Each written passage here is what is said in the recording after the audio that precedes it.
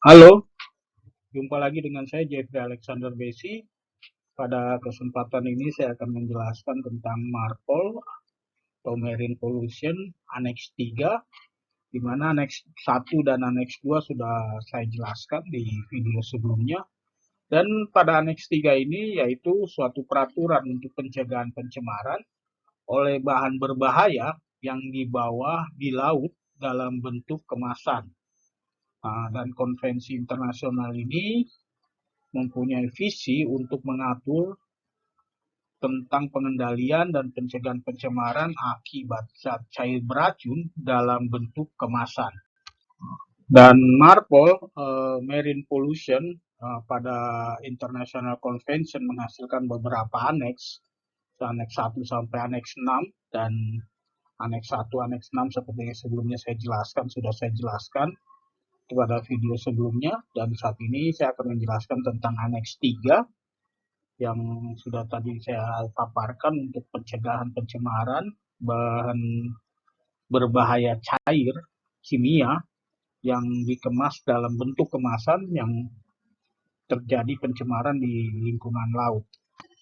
Pada MARPOL Annex 3 ini ada beberapa poin yang akan saya jelaskan, di mana poin A adalah pemberlakuan pada Annex 3 ini, di mana berlaku untuk semua kapal yang mana sedang mengangkut bahan-bahan berbahaya dalam bentuk kemasan sesuai dengan regulasi 1 ayat 1 dan mulai berlaku dengan resmi pada 1 Juli 1992.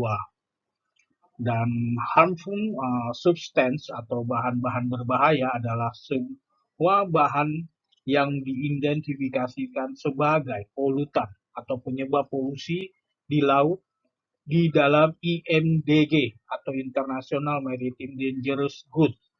Dan paket from adalah semua bentuk kemasan selain yang termasuk bagian dari bagian kapal, sebagaimana termasuk dalam IMDG Code tersebut.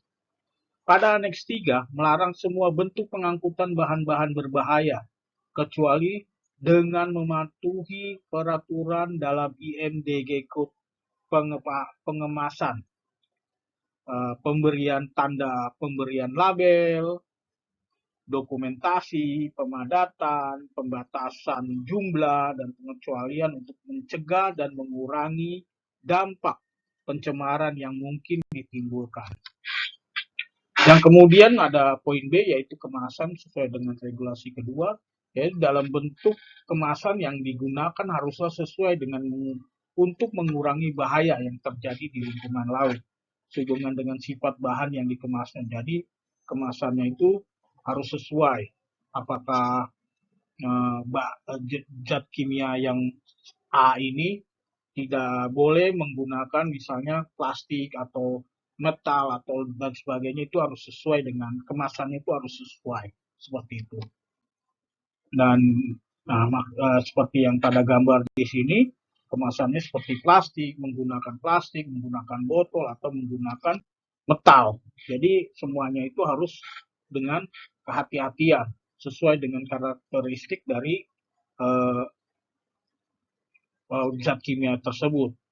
Nah, kemudian poin C ada pemberian tanda dan label sesuai dengan regulasi 3, yaitu kemasan yang berisi bahan berbahaya haruslah ditandai dengan keras dan tegas dengan nama teknik yang tepat, atau nama merek saja tidak boleh, dan harus dengan tegas dinyatakan sebagai polutan laut atau penyebab terjadinya, bisa menjadi penyebab terjadinya pencemaran atau polusi. Cara-cara pemberian tanda dan nama teknik bahan tersebut secara benar harus masih dapat diidentifikasikan atau dibaca dengan jelas sehingga kemasan tersebut berada di dalam air atau tenggelam dalam waktu 3 bulan. Untuk hal tersebut harus diingat ketahanan bahan pembuat label dan pembuatan permukaan kemasan, tempat ditempelkan label tersebut. Kemasan yang berisi sedikit saja bahan polutan boleh dikecualikan dari peraturan tersebut atau bisa dilihat pada IMDG Code tersebut. Kemudian ini adalah tanda-tanda dari zat-zat kimia yang boleh yang harus di marking tadi, yang harus diberi tanda, diberi label seperti ini, bahan yang bertekanan, gas mudah menyala, terus zat mudah, cairan mudah terbakar, zat mudah menyala, mudah meledak, dan sebagainya. Ini harus diberi marking atau tanda atau label pada kemasan tersebut. Nah, kemudian yang poin D adalah dokumentasi sesuai dengan regulasi 4. Dalam semua dokumentasi yang berhubungan dengan pengangkutan bahan berbahaya haruslah ditulis dengan jelas dan tegas dengan nama teknik yang tepat. Jadi seperti yang tadi disebutkan, nama merek saja itu tidak boleh dan harus dengan tegas dinyatakan sebagai polutan laut atau penyebab pencemaran. Dokumen pengapalan atau pengangkutan yang diberikan oleh pengirim harus termasuk atau dilengkapi dengan keterangan bahwa pengangkutan yang ditawarkan oleh telah dikemas, diberi tanda dan label dengan benar dan sesuai dengan peraturan untuk meminimalkan bahaya terhadap lingkungan laut. Kapal-kapal yang mengangkut bahan berbahaya harus memiliki daftar khusus yang meliputi peraturan dan pemadatan bahan berbahaya di atas kapal. Kopi dokumen yang sama harus disimpan oleh pemilik kapal di darat hingga muatan tersebut dibongkar. Jadi dokumentasinya itu salah satunya MDS, Material Safety Dataset, Material Safety Dataset. Nah, itu di situ ada tercantum, di situ dijelaskan nanti sifat-sifat bahan kimia tersebut, apa mudah terbakar, mudah meledak, mudah korosif, dan sebagainya. Di situ sifat-sifat zat kimia tersebut itu harus diketahui oleh pembawa atau pihak dari kapal. Oleh karena itu sangat diperlukan dokumen-dokumen seperti ini. Jadi, dan poin yang kelima yaitu pemadatan sesuai dengan regulasi kelima, yaitu pemadatan yang dilakukan haruslah sesuai untuk mengurangi bahaya terhadap lingkungan laut tanpa mengecualikan keselamatan kapal dan awak kapal. Kemudian yang keenam yaitu pembatasan jumlah. Pada regulasi keenam yaitu beberapa bahan berbahaya tertentu untuk alasan teknik dan ilmiah tidak boleh diangkut atau dibatasi jumlah yang boleh diangkut oleh satu kapal. Dalam pembatasannya harus mempertimbangkan ukuran, konstruksi, dan peralatan suatu kapal pengangkut sebagaimana pengemasan dan sifat-sifat bahan berbahaya. Jadi ada suatu bahan-bahan kimia yang tertentu yang tidak sembarang dibawa oleh kapal-kapal tertentu, dan begitu juga sebaliknya bisa dibawa oleh kapal-kapal tertentu juga zat kimia tersebut. Tidak sembarang kapal bisa mengangkut zat kimia tersebut. Kemudian pengecualian pada regulasi ke-7. Pembuangan ke laut bahan berbahaya dalam kemasan adalah dilarang, kecuali jika betul-betul diperlukan dalam rangka pengamanan keselamatan kapal dan jiwa di laut. Berdasarkan pada aturan konvensi ini, ukuran yang tepat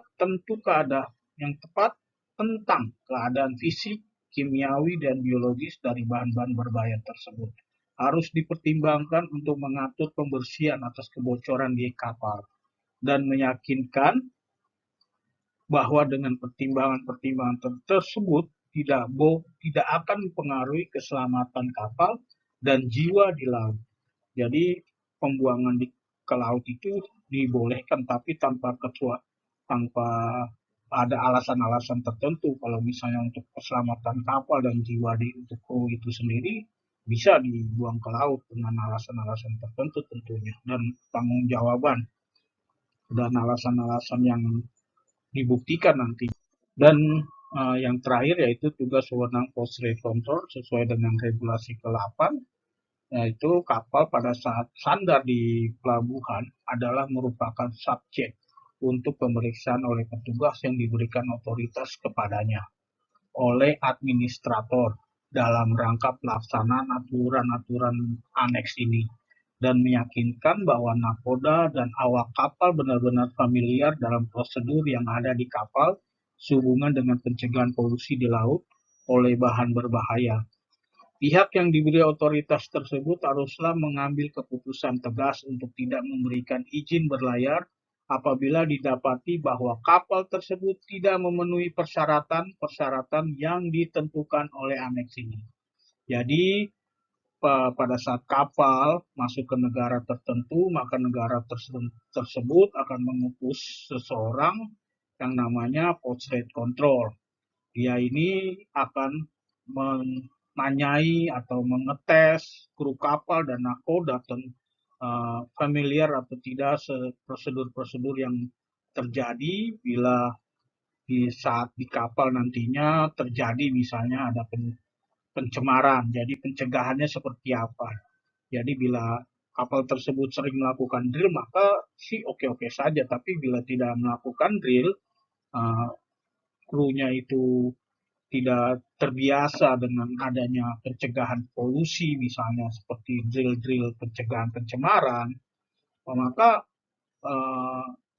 post rate control ini mempunyai hak untuk tidak membolehkan kapal ini berlayar. Jadi dia